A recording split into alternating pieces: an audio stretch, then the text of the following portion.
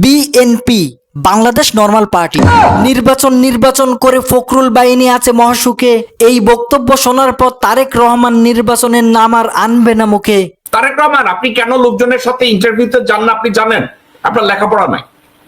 অনেকে বলে আপনি ম্যাচিউরড হয়েছেন, অনেকে বলে আপনি নাকি লন্ডনে বসে লেখাপড়া করেছেন। কি লেখাপড়া করেছেন?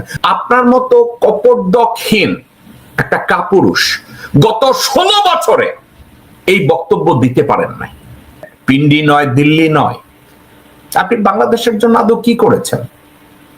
আপনি করেছেনটা কি? যে যতই ক্ষমতাশীল হোক, দেশকে নিয়ে খেলা আর নয়। স্যালুট আপনাকে, সত্য কথার জবাব এভাবেই দিতে হয়। আপনি আপনার বাবার সুসন্তান হিসাবে কি করেছেন? বিএনপি তো আপনার নিয়ন্ত্রণে নাই। বিএনপি কেউ আপনার কথা শুনে না। আপনি পিন্ডির নাম নেন কেন? পিন্ডি তো গত 54 বছরে বাংলাদেশে কোনো কিছু করে নাই।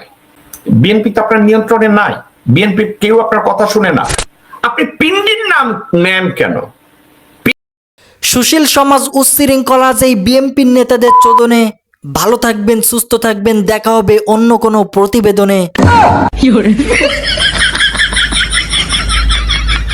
আপনাদের যে ফাজলামি দেখি তাতে আমার কোনো বাল ছেড়া যাবে না।